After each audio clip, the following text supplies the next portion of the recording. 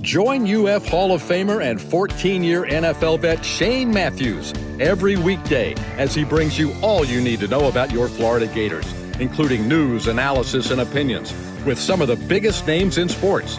Find us on Spotify, Apple Podcast, Google Podcast, or wherever you listen to your favorite podcast. Or watch us live at 8 a.m. on Facebook, YouTube, and Twitter.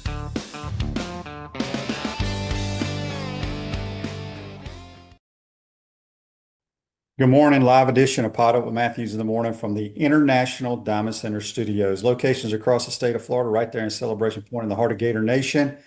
Go check out the good folks at International Diamond Center. Today's program, we'll have Seann Kelley, the voice of the Florida Gators, and we'll have Matt McCall from NBC Sports get his thoughts on what's the Final Four, which cranks up Saturday. Let's go straight to the Titan and More Hotline, courtesy of Comfort Temp. And as I stated, we were joined by the voice of the Florida Gators, Seann Kelley, who is nice and buckled up on the road. Good morning, Seann. How you doing, my man? Hey, partner, I'm good. I'm buckled up for safety. Just about 2 minutes here from campus for another spring football practice today. And might I add, International Diamond Center has a huge sale at their Gainesville location next weekend. So, Awesome. Yeah, point that out. Good stuff. All right, before we talk a little Gator football, since you'll be out there today, let's go back to basketball. Obviously, just a heartbreaking way to end the season. I was curious, I was thinking about this. When a shot goes down like that for your team, that's a great call for the play-by-play guy. But what was that feeling like when that shot went in? Nauseating. I was sick. Just because it happened on my side of the floor. So I saw the whole thing unfold, right? The S curve to get the guard the ball, and then our defender behind him no longer able to foul, because that was the goal, was to foul and put them on the line in that situation. And then to see that pass go down the right sideline, and as the guy's hoisting the shot, I'm realizing it's the same guy that should have been ejected back in the first half for throwing a punch. And when that went in, it was just this sickening feeling because of what my emotional investment was with this team. And after watching them dominate in conference play, to realize that it was going to come to an end well short of where I thought it would end up. Yeah. Another great year, though, when you look back at it. Ty's done a tremendous job, he and his staff, with this program. You know, there's a lot of guys have already signed back. It's funny when you hear people say, yeah, they've re-signed to go back and play for another year. A lot of our guards have. What are your thoughts on, I think everybody thinks Tommy is definitely going to go pro. What's your gut feeling telling you about Alex Condon and Chinulu? My gut tells me that if the financial package is right here in Gainesville for them, that they're coming back for another year. It used to be I could sit there and evaluate basically whether a guy's ready to go pro or not. And if I felt that he should go pro, then that's the right decision. But now I'm not so sure I can be a great evaluator without knowing all the financial terms. And that's frankly none of my business, because now that's as much a factor as anything else, in the sense that they could raise their draft stock by playing another year at the collegiate level and be as financially sound as they would be, if not maybe even better than if they had gone pro and fought their way in as a second round pick, or the G League route as a free agent, along those lines. So I think that if the package is right, those two might be inclined to return and play for the Gators for one more year. I'm pretty much in agreement with you on Thomas Houck.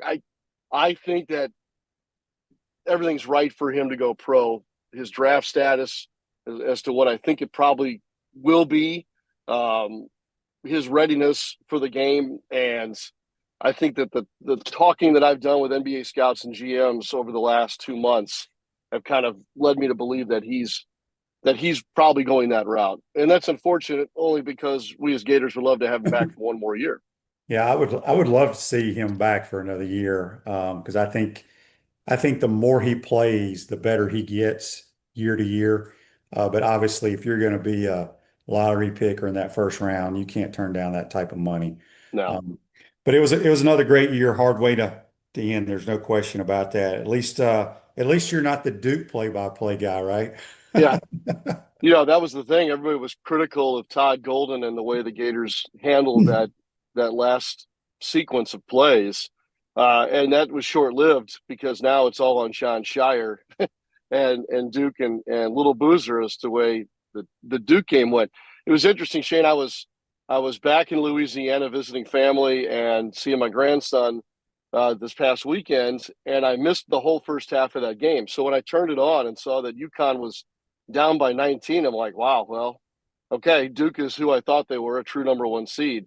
And then I just kind of just hung around and watched this thing unfold. And now all of a sudden it's a ball game, right? And you get back to now, sometimes you have to remember where these young men are in their development, and that's mentally too, and that's knowing the game. And just a complete failure of not knowing the situation and how to handle it with 10 seconds on the clock. But for us as fans, right, it's never give up on something. You never know what could happen. It's March Madness. And while we all kind of groan a little bit about Coach Hurley, he found a way, and their guys got it done. It's going to be a pretty interesting Final Four coming up. Yeah, it really is. I think Arizona's clearly the better team, but You do? but I do. I think they're I thought all year long they were the best team, but Michigan caused some problems for them. So Oh yeah, and like Illinois is like a sleeper pick for me. They yeah, have been for a while, and they could cause some problems. But I guess I somewhat subscribe to the fact that the semifinal game between Arizona and Michigan's, the de facto national championship. I'll just say this: I think that game's going to be wildly entertaining, and I think that they lock up pretty well. Like each team has a counter to the others, and so I think it's going to be a nail biter. we got a text here for you on the Titan of our text line from Danny. He says, Sean, do you think Todd Golden and his staff go out and try to sign an elite shooter? No doubt, and and I would think that may already have been done per se. The thing about Todd Golden is, it's funny. There's a lot of sparkle and smoke and everything else around when a program gets a 5-star high school athlete to come their way now in college basketball. And I think that's just leaning on the old way a little bit. Golden has a certain theory about, the investment that has to go into getting that 5-star high school athlete. And what are you really getting, or what do you really know about what you could get with a player like that? Whereas now the transfer portal and the European market for players is become so powerful that seems to be where Golden likes to look first in building his roster. So an elite shooter, I think, is on the way, and I think it could come from either Europe or the transfer portal market, because I know that's where Golden's tending now to look first. Yeah. All right, let's switch gears a little bit. You're headed to practice here this morning. They'll practice today, then they have a scrimmage, I believe, Saturday. And then a week from Saturday, we have the orange and blue game. So just give me your overall thoughts. You've been around John Sumrall for quite some time now, since he's been the head coach. A breath of fresh air, a lot of energy. Just let people know, from kind of as much as you hang around him, what they can expect from this coach. There's a clarity about him, right? And I think it's a clarity with his players. It's a clarity with the media, and I think we're seeing that now with the fan base too, via those routes. And with that comes a candid evaluation of where he believes his program is and where he wants it to go. Now, look, we're all still in the honeymoon phase here. I have enjoyed being around Coach Summerall quite a bit. He's embraced both you and me as to be an extension of his staff and a conduit between Gators football and the fans, which in my job, I truly appreciate. And it also allows us the access to be able to watch this thing be built step by step. Sometimes I think he can be a little too honest about what he's looking at, or he's setting us up in some ways to not be disappointed if something doesn't meet the early standards that he's trying to set. But there is that breath of fresh air. But I think clarity is the word that I've been settling on here a little bit. There's a clear method to the way he runs his practices, the way that he communicates, and there's no doubt what the expectations are when it comes to this guy. Spring football is this funny thing, Shane. I think that we love football so much that any piece of it we get, we want to like speed it up 1,000 miles an hour and like come up with these great deductions about what we're seeing or what it means for us. We're so still far away from a game of which that John Summerall has not either won or lost, but there's still so much that needs to be looked at, evaluated, that it's hard to pull early observations that have a whole lot of meaning on April the 2nd, as opposed to, say, August 20th.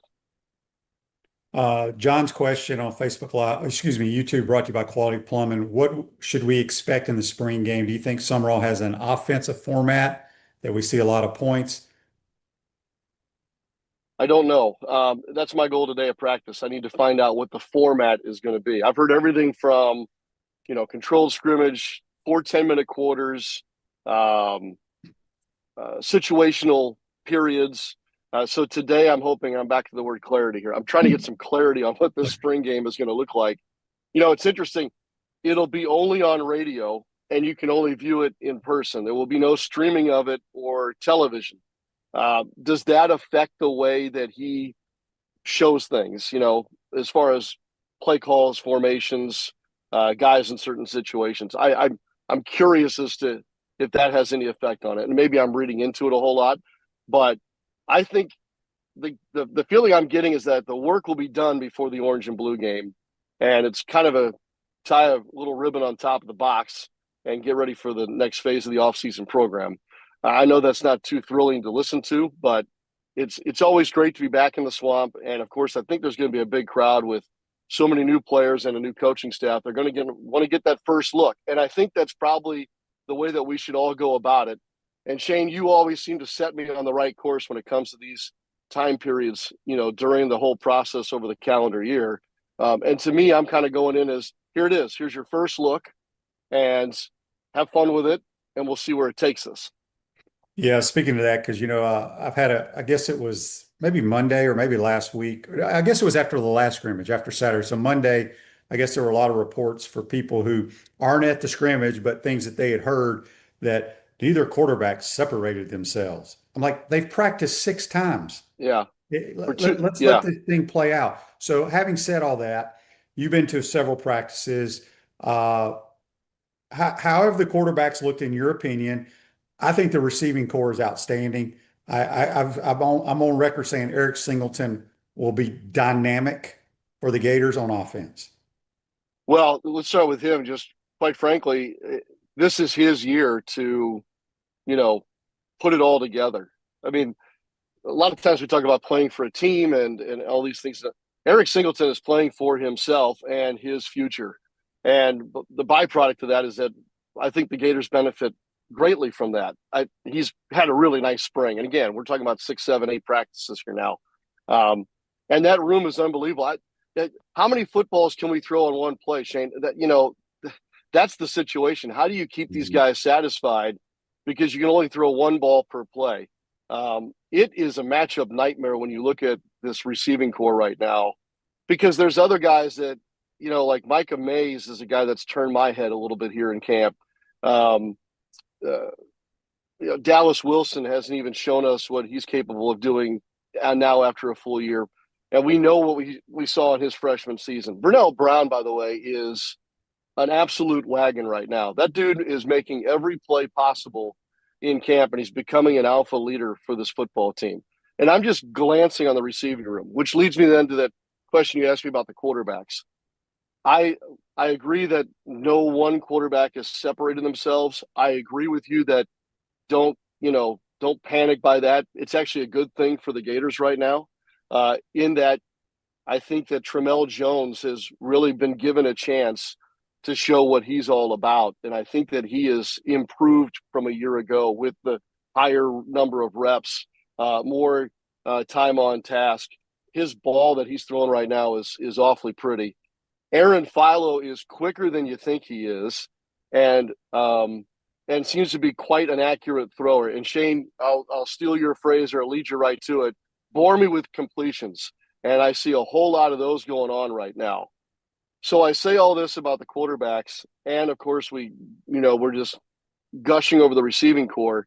Not a whole lot of that matters if there's not an offensive line that can allow them to operate. So if I'm looking at spring practice right now, and what I will definitely be dialed in on come August is who's on this offensive line and what do they look like together under Phil Troutwine, because there are way too many question marks in that area right now. And again, that's okay. This is the time to start answering questions.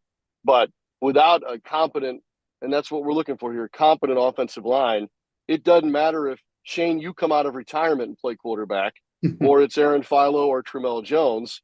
You're just not going to have the ability to be as effective as you think you should be. Atlantic Roofing, your roofing experts for residential commercial roofing with more than 50 years of local experience. A few more minutes here with Seann Kelley, voice of the Florida Gators. Yeah, the one way you only have one ball, but if you throw a bunch of completions, you can get everybody involved. And the few practices that I've seen, these two guys have thrown completions. Let me ask you, can I ask you this, Shane, real quick? Mm-hmm. We always talked about in the Napier system, how those screen passes and everything on the edge there was an extension of the running game. Have you noticed that we'll see more of that in this new offense, or does the route tree or route package look different to you? I think you're going to see the ball thrown down the field. You're going to see a lot of the air raid stuff, the shallow crosses, things of that nature. You will see wide receiver screens because when you have Vernell Brown, when you have Abrams, you have Eric Singleton, it's a way to get on the ball. Eric Singleton is going to be handed the football too. I tried to let people know, if you go back 2 years ago, he had over 200 yards rushing, I believe, at Georgia Tech. They will hand him the football because he is that kind of runner with it. And then obviously they got Jaden Ball. I like the backup running backs I've seen. I trust Buster Faulkner. I think he's a really good play caller, and I think he will get everybody involved and should be very explosive on offense if the offensive line comes together. But really good coordinators can figure out a way to get around a weakness on the O-line, but with their play calling. So I'm excited about the offense. Sean, Andy has a question on Facebook Live brought to you by Mellon. What position group do you think needs to be the most improved this season? The defensive front. Yeah. I think if I had to make a list of like biggest question mark areas, it's the interior defensive line at the moment. And we talk all the time, and it's because it's the core of the game. It's, quarterback play and then affecting quarterback play. And for the Gators defense, they have to be able to affect the opposing quarterback. And I'm a little bit not concerned. I'm curious as to what can be done to make that a better position group, to answer your question. I think we're going to see some good stuff off the edge, right?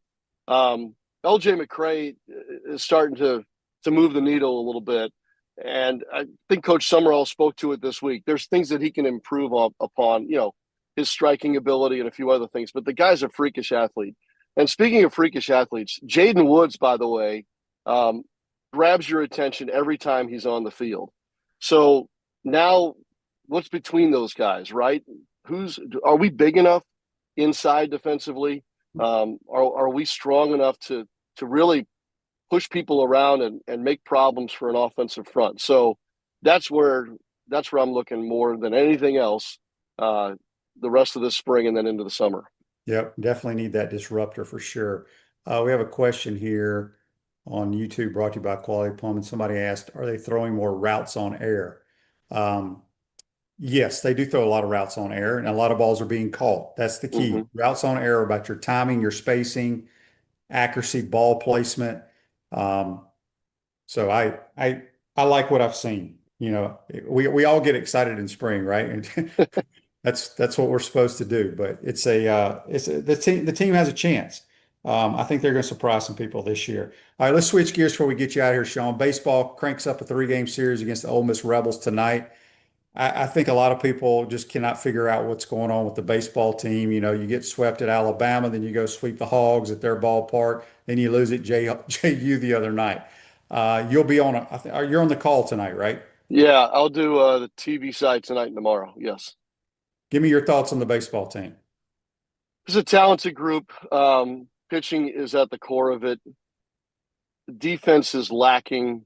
And strangely enough, it's this roller coaster ride, Shane. It has all of us scratching our head and saying, so who are these guys? Well, they were undefeated midweek before Tuesday and losing it at home to Jacksonville in one of the strangest eighth innings I've ever seen in my career. It was just very bizarre, but it was ham-handed in a lot of ways. You plunk six guys, that doesn't help. They seem to play to their competition. They're undefeated against the top 25 and the top 10. They have the ability, like you said, to go on the road and sweep Arkansas. And then, you've got the High Point weekend, which still kind of throws a wrench in the works with regard to resumes for the polls and whatnot. But the crazy thing is this: going into Tuesday night, Florida's RPI was second in the country, second. Mm-hmm. And they're one game out of first place in the SEC, which is amazing at 6-3. This team's not the 2017 team. Let me be clear about that. But that 2017 team struggled midweek at times and played down to their competition sometimes. But they won on the weekends, and they eventually then put it all together. This team is not the 2017 team. I'm going to repeat that one more time. It is not the 2017 team, but there are some similarities in the fact that they do find a way to play in big moments. It's the other moments where they seem to mentally lapse or let go of the rope or lose focus. That has to change now with basically 2 months to go. So it starts at home this weekend against an Ole Miss team that is pretty pissed off, pardon the language here. They just lost all three at home to their arch rival, Mississippi State. So Mike Bianco and that group is going to come in here looking to do exactly what Florida did after Florida got swept by Alabama. They had that chip on their shoulder, beat Florida State midweek, then go to Arkansas and sweep. So it'll be interesting. It all starts with the Tone Center tonight. Liam Peterson's back on the mound. And while he pitched pretty well in the win over Arkansas last Friday, still too many walks. And if the Gators can stay away from, hitting batters with pitches like they did against Jacksonville or issuing too many free passes to a dangerous team like Ole Miss, they're going to be in every ball game. And they play a much different brand of baseball than we've become accustomed to over the last half decade, in that it's a little bit more small ball. It's a little bit more taking the extra base. It's interesting. A guy like Brendan Lawson, who now has a career-high 11 home runs, will square and throw down a bunt every once in a while. So they can be dynamic in that sense. And when they get a couple guys back from injury again, I think they're going to be in pretty good shape. All right, before we get you out of here, William has a question for you on the Titan More text line. Sean, what is your favorite football venue, basketball, and baseball venue to call games in the SEC? In the SEC, wow. The Swamp is my favorite in football, and I've been to all of them except Auburn, I think now. Yeah. Tennessee's pretty darn good. I don't feel like I'm at home in Knoxville until some 8-year-old gives me the bird on the way into the stadium. Their fan base is unbelievable. But that you can't deny the feeling in that building. And Death Valley on a Saturday night is also up there in my top 3. Basketball wise, boy, our place has become a lot better than when I first got here. Like almost night and day different. Auburn is good when they're rolling. I don't really there's not too many favorite places to play basketball wise, because I think that Rupp is totally overrated. I can't stand going there. It's historic in a sense. Not in a sense, it is. But man, their fan base, I just think the building is overrated. Everybody gets excited about Rupp, and I'm like, okay, come see a game there. And 8 out of 10 times they'll go, yeah, you were right. I'm glad I got to say I went to Rupp Arena, but that's it. I'm good. I don't need to see it anymore. What was the last part? Oh, baseball. Baseball. Yeah, the cool thing about SEC baseball is everybody's got this unique thing to their place. Yeah. Ole Miss has really done a great job as they finish their renovation there. And that student area out in right field is outstanding. I haven't seen Tennessee's new setup yet. They needed a lot of work there. LSU's always good, but they're a front-running bunch over there in Baton Rouge. So it's got to be postseason or the Tigers have to be absolutely rolling. But when they are, it's outstanding. And I think that Condren Ballpark has this really cool effect that when it's empty, it's kind of average. When you take just your first look at it, it's the craziest thing. When that ballpark here in Gainesville fills up, it is completely different. And I love the 360 ability to go around the ballpark. I love the fact that now we've got that berm out and left with a new drink rail and you're overlooking the visiting bullpen. It's a very comfortable place with great scenery to see a baseball game. Yeah, I wish they would do something like they do for the Ole Miss and Mississippi State students, though, at our ballpark. Yeah, I think there's been some conversation about that. And I think there's some new people in place around UAA that those things are being looked at a little bit. Yeah.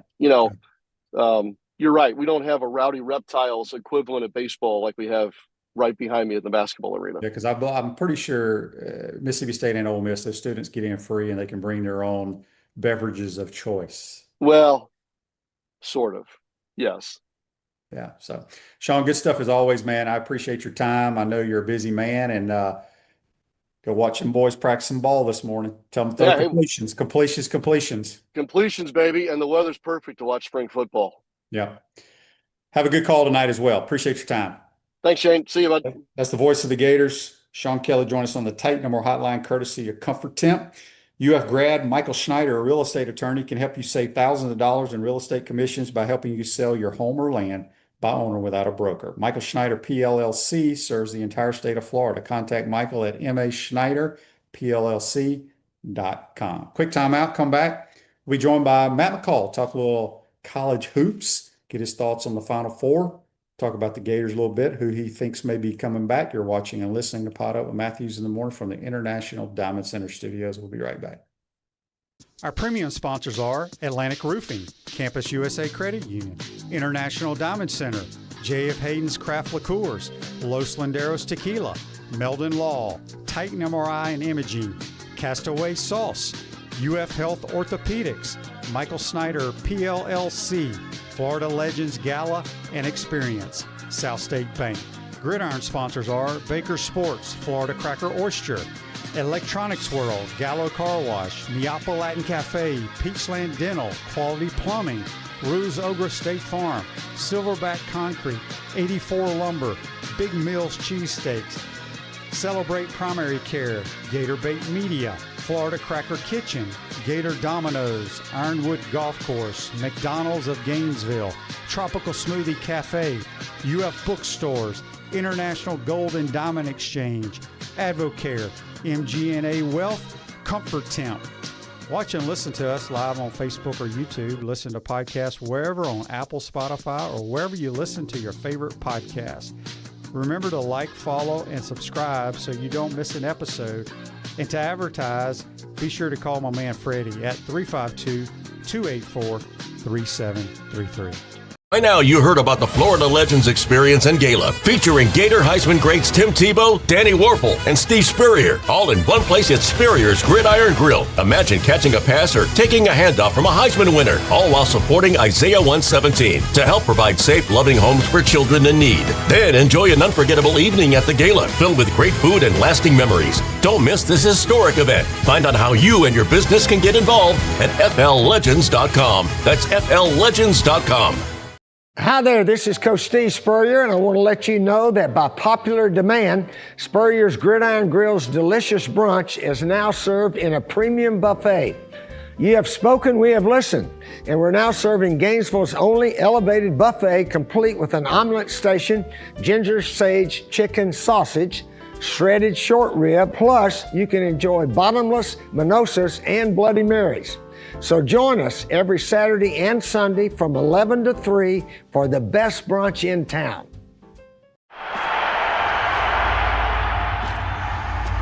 naysayers, setbacks, injuries. Life throws a lot of hurdles your way. The key is just keep jumping them.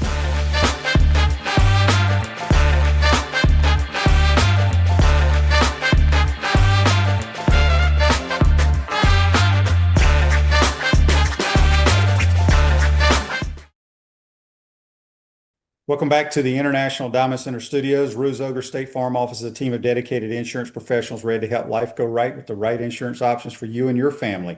Visit ogreinsurance.com. Give them a call at 352-240-1779. Back to the Titan MR Highline courtesy of Comfort Temp. We are joined by Matt McCall. He is a college basketball analyst. He's on Sirius XM Radio, does all kinds of podcasts, former Gator coach. What's up, Matt? How you doing, my man? Shane, I'm doing great, man. Just got here to Indy late last night. Excited for the Final Four. You know, normally with some of the crew, some of our Sirius XM crew, Robbie Hummel, who's all over college basketball coverage. Very good. We get to play golf while we're at the Final Four. But it's not looking like that here on this trip. Rainy, cold. I didn't even bring my sticks. I told Robbie and Dallin Cuff, look, man, I live in Jupiter. I'm not playing golf in 45 degree and rain. I'm not doing it. So unfortunately, no golf this trip. No golf. I agree. Before we get started, who was your Final Four? Who did you pick when you did your bracket? Yeah, I mean, I overthought the Yukon region. I really overthought it. I was going back and forth. I was St. John's, Rick Pitino. I thought maybe that's who I picked. I thought maybe they could bust through, but you know, it came down to point guard play. I mean, they were right there in that game against Duke. What a game it was. I mean, to see UConn here, nobody's shocked. But I did not have them. I had St. John's coming out of that one. Illinois, Shane, was the one team for me in that region that I felt like could knock off Florida because of their positional size, because of how they defend. That was going to force Xavier Lee and Boogie Flan to have to play really, really well. And they played well at times this season, and at times they struggled. So I felt like Illinois was the team that could beat them. I still picked Florida because I went with my heart. I felt like my father would roll over in his grave if I didn't pick the Gators. But Illinois was the one team for me that I had. Knocking off Florida if there was going to be anyone. I never had Iowa winning that game, but I had Florida in that region, and then Arizona and Michigan on the other side. I think they've been the two most consistent teams all season. I think they're the two best teams in the country. Not to say that somebody doesn't beat either one of them in the national championship game. That's the other, narrative, Shane, that I'm very tired of hearing. Like, that game is for the national championship. Guys, Danny Hurley, last time I checked, has won 2 out of the last 3 of these things. Yeah. So to think that we count him out, and this Illinois team is really good as well. I think we got 2 great games, but that was my Final Four. You and I had 3 of the same 4. I had St. John's, Iowa State, Florida, Arizona. So Iowa State was good. I mean, that was another one. Just when you looked at these teams, and you look at Michigan, and you looked at Arizona, and you looked at Florida, I would put Iowa State in the same category. Just the size out there on the floor. I did the Michigan-Purdue game this season at Purdue. By the way, I've been in a lot of college basketball environments. Maybe the best one I've ever been in. Mackey Arena at Purdue. But just being at practice, going to Coach May's practice and shoot around, and just seeing the size of his team. I put Iowa State in that same category. Just Florida as well. They're just so big. Looking at the Gators, obviously it was just a crazy way to end the season, trying to go back to back. When you look at this team that's possibly coming back, who does Matt McCall thinks comes back from the starting 5? Well, obviously, I know some of the rotational players. I know Cloudszar said he's coming back. Isaiah Brown said he's coming back. So that's a start, and that's a good start for Florida. Boogie Flan, another one. It seems like this team and this program under Coach Golden, they rotate. One year they're going to lose all the backcourt players. Next year they're going to lose all the frontcourt players, and it's just going to continue that shift. Tommy Houck, I'm sure Coach Golden's having these conversations with him. He's got to go. I mean, he's a lottery pick. What a season. I was advocating Shane all season long for him to be SEC Player of the Year. Obviously, the year that Acuff had, it was tough not to give it to him, but I'm always a proponent of best player on the best team should win the award. But what a year, what a career. I mean, the pride that he takes in playing for the University of Florida. I mean, I know you have so much respect for that. That's how you and your teammates were. We've seen, guys come through this basketball program, like the Noahs, the Horfords, the Brewers, those guys that just have so much pride for playing for the University of Florida. I put him in that category, man. I mean, it was a joy to watch. As someone that's spent 11 years of my life there, as someone that's been a lifelong Gator fan, when guys like that come through the program, you root for them. But now, obviously, I think it's time for him to take the next step in his career. I think he's going to have a long NBA career. I think what other franchise drafts him is getting a hell of a player. There's no question about it. Chinleyu, same thing. We're doing the Naismith Awards for SiriusXM on Sunday morning. Me and Dallin Cuff will be hosting those, so get a chance and an opportunity. I've already texted back and forth with Coach Golden. I know him and Chinleyu will be there. I think he's going to end up winning National Defensive Player of the Year. I'd be shocked if he doesn't. And that award will be handed out to him on Sunday morning here in Indy. So looking forward to seeing those guys and shaking Coach's hand on a heck of a season. Andy has a question for you on Facebook Live brought to you by Mellon Law. Who is the most talented player you've coached in your coaching career, even including your time when you were with the Gators? Yeah, it's got to be Brad Beal. I mean, it's not even to me, I don't even bat an eye. I mean, we've had some great ones. We had some great ones go through Florida. There's no question. But just from a pure talent standpoint, and here's what people don't understand about Brad. First of all, he loves the Gators. I mean, he absolutely loves. I know he's been back in town. I know he tries to bring his family to a football game every now and then as well. When he walked on campus, he was walking on eggshells a little bit because there was guys in the program like Kenny Boynton, who ended up being the school's second all-time leading scorer, Irving Walker, Mike Rosario, highly touted players.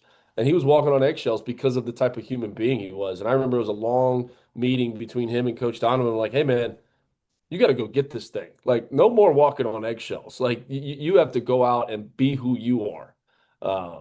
Pre-med, when he was at Florida, I think he had 1B his freshman year. People don't understand that either. But from a talent standpoint, it's got to be Brad. He's battled some injuries as of late. I'm hoping he can get healthy. He's doing a heck of a job with his AAU program, Brad Beal Elite, out of St. Louis. Same AAU program as David Lee, Tyler Hansborough, and Jason Tatum. So there's a lot of talent there in St. Louis. But, yeah, happy for Brad. And, hopefully he can get healthy and get back playing.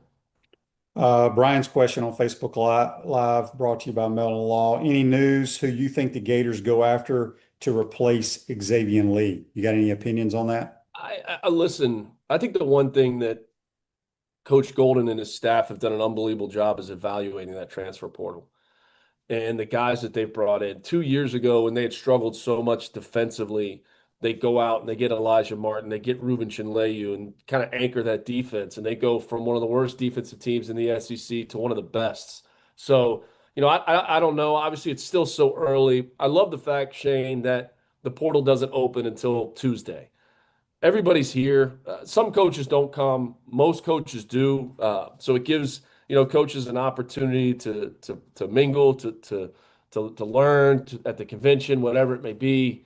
And then have to worry about that come Tuesday. And I also think that's how it should be, for the teams that are here. I mean, you think about last year, I remember having, conversations with Coach Golden or Jonathan Sapphire, whoever it may be, and those guys are having recruiting meetings. Why are you trying to win a national championship? I mean, it shouldn't be that way. Like, focus on the game. If you're Michigan, focus on Arizona. If you're UConn, focus on Illinois. Don't worry about the portal. Now, staffs are so big right now, right? I mean, when I started, the ops guy wasn't even allowed to rebound or throw a pass. Now you can have like 18 assistant coaches. So I'm sure you have guys that are focused just on that. But I still think it's too early to say, hey, Florida should go after this guy. They should go after that guy. The coaching carousel is still spinning. There's a big opening there in Chapel Hill that's still not filled. So we'll see if dominoes fall. But I think it's too early to pinpoint, hey, Florida should go after this player. But obviously going to need to bring in a highly talented point guard. There's no question. Speaking of Chapel Hill on the Titan Mar text line, Jimmy wants to know, do you think Billy Donovan takes that job? I've been asked that question since the job's been open. I was with Tyler Hansborough in Washington, D.C. for the Field of 68. Tyler was trying to get me to call coach and nudge him. I've been texted by Joel Berry of Carolina Great. I've been texted by Justin Jackson of Carolina Great. I had breakfast in Jupiter with an attorney that's a huge Carolina fan. Everybody, it's the biggest question out there. I know this about Coach. His season is not over until April 12th. He is not walking away from the Chicago Bulls. That's not who he is. Obviously, I think the Bulls need to set him up for success, which, in terms of their roster, they haven't done that. But he's not walking away from that. If Carolina's prepared to wait, which I don't know that they are, I know they're courting two of the guys that are here from the rumors at the Final Four in terms of Dusty May and Tommy Lloyd, two terrific coaches, which if you're North Carolina, you should do that. But if they want Coach Donovan, I've said this, they got to go get him. And what I mean by that is you have to make it very, very difficult for him to say no. I mean, heck, man, I put MJ on a plane and if he'll do it and fly in and see him and bring him to Grove 23, whatever it may be. I don't know. But if you want him, you got to go get him. But knowing Coach, and I have not talked to him, he's focused on his season. He's not walking away, and his season's not over until April 12th. So we'll see how his exit interviews go with the owners, with the GM. I know everybody within the Bulls organization loves him, which how can you not, Shane? You know him personally too. He's the best. So if they're prepared to wait and they go after him, maybe. But I don't know that that's going to be the case, especially with the portal opening up next Tuesday. So we'll see. But please get him some better talent. He's too good of a coach to be coaching that roster, in my opinion. Yeah. Peachland Dental, Gator Nation's #1 choice for dentistry in Port Charlotte and surrounding areas. Go check them out at peachlanddental.com. A few more minutes with Matt McCall here. Give me your thoughts on the Will Wade situation. Shane, I wish I had an hour and a half to dive into this. It's mind-blowing. It's bizarre. And this is not a knock on Will Wade. I took over for him at Chattanooga. I know how good of a coach he is. I know that LSU feels like they got their guy back and they got a winner. I've been having this conversation with people. I've been having this conversation with athletic administrators at the University of Florida that I'm close to.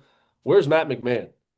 Nobody at LSU has said anything or made any notion of, hey, we put this guy in a very, very difficult spot. We brought him in as the head coach. Matt McMahon was doing a heck of a job at Murray State. Coach John Morant, coached campaign, was getting them to the NCAA tournament basically every single year. I know Matt McMahon was in the running for the University of Florida job when they hired Todd Golden. Matt McMahon's a great coach. Nobody from that administration has even acknowledged the fact that he existed. It has been a party for Will Wade. It has been a celebration for Will Wade. And they haven't even said, hey, we want to thank Matt McMahon for what he did. We know we put him in a difficult situation, taking over for Will Wade when the program was on suspension, show causes, everything like that. They don't even say, and they don't even talk about the guy even existing. I got a problem with that because Matt McMahon is a really, really good coach. He's an even better human being. He didn't win enough games. When I got let go at UMass, I'd be the first to tell you I didn't win enough games. I could make excuses about COVID. I could make excuses about this, that, and the other. I didn't win enough games. And that's what happens in this business. But for the administration to have a full-fledged celebration, parade, you would think that they were bringing back, a guy that won 6 national championships for the school. And like I said, I'm not knocking him. I'm not knocking Will Wade. But nobody's even made mention of Matt McMahon. I got a problem with that, Shane. I just think that's wrong, especially the situation that they put him in. They didn't set him up for success from the jump. And that was a difficult position to be. It's very bizarre because, you look at Will Wade is a good coach, as you stated, but I don't think LSU, the times that they went to the tournament, ever got out of the first round under him. So, no. Yeah. A lot of people do not like Dan Hurley. Yeah. What are your I mean, let's be honest. A lot of people didn't like Steve Spurrier back in the day either. Yeah. Because when you're winning, they don't like you unless they're your coach. He's done a phenomenal job because I personally think in the last 25 years, UConn is probably the premier basketball program for what they have done in all those years. Just your thoughts quickly on Dan Hurley. I mean, a lot of guys don't like Todd Golden. Why? That's Because true. he's winning and he coaches with a passion and presence about himself, which you just heard me talk about Matt McMahon. I think, Matt McMahon's one of the nicest guys in college basketball. I think to be successful in the SEC, to be successful, you got to have an edge to you. And Coach Hurley has an edge to him. There's no question about it. You just said it in terms of the standard of college basketball since he's been at UConn. UConn's the standard. I mean, you're talking about a guy that is less than a week away from winning his third national championship. That's an elite category to be in. That's still a young age. And he's not slowing down. Unless he takes the Lakers job, unless he takes the Knicks job or some NBA job, he's not slowing down. I think it's one of those things that you get what you sign up for if you're a player. You know that. Like Braylon Mullins, you mean to tell me he couldn't have gone anywhere? He's from Indiana. He could have gone anywhere in the country. He knew what he was signing up for and going to play for Coach in terms of he's going to get the best out of me. He's going to demand the most out of me. He's going to get the best out of me. I would say the same thing about his coaching staff. Luke Murray just took the Boston College job. He had been with them, pretty much from the jump there at UConn. Luke Murray is now prepared to be a head coach because of the standard that Coach Hurley creates at UConn and holds everybody to that standard. I'm anxious to see how that plays out at Boston College. It's been a long time since they've had any success, on the court. But, I have such great respect for Coach, the job that he's done. He was great to me when he was at Rhode Island and I was at UMass. He always treated me with respect. I think that's because of the respect level that he has for Coach Donovan. He talks a lot about the coaches that he looked up to when he was coming up in the business, and he always mentions Coach Donovan. So I have great respect for him, man. But he unless he takes an NBA job, this guy is not slowing down. And UConn's going to be at the top of the country for a long time. Yeah. One last question. We're getting a bunch of texts and comments about Big Ollie, the 7'9" kid who went in the transfer portal. What level of basketball do you think he needs to go try to play at? I was listening to Channel 84 yesterday with Coach Neuheisel, and they were talking about this. And I think Coach Neuheisel threw out a school like Drake. He threw out somewhere like that, like an OVC school. Somebody said the other day on Channel 84, maybe, does he go to Purdue? Because, Matt Painter's had great success with really, really big front court players. I don't know enough about him, Shane. I don't know enough about, his skill set. I've gone to practice a couple times. I remember being at practice last season, and I think it was Walter Clayton that was coming down on a fast break. And for whatever reason, he was in practice. And I remember sitting there saying, please, Todd, blow the whistle. Don't let this guy get hurt. Don't let him challenge the big fellow on the inside. It'll obviously Florida does a great job with development. I'm sure he's gotten better, over his last 2 years. Carlin Hartman coaching those front court players, he's improved. I would say an OVC, it's somewhere like that. But, who knows? You hope for him because of everything that I've heard from, the staff to the administrators, to Tracy Paff, to Duke Warner, to anybody that's come in contact with him. He's a great kid. Everybody enjoys being around him. He always stops to sign an autograph, treats everybody great. So you just hope he finds a spot that, hey, man, he can get on the floor and have an impact on a team. Yep. All right. So who cuts down the nets Monday night? I can't go away from our fellow former Gator, Coach Dusty May. I think Michigan's playing at a different level. The Arizona game's going to be terrific. It's going to be a lot of fun. I think both games Saturday night will be a lot of fun. I'm excited to be there for them. But give me Coach May. Give me the Michigan Wolverines.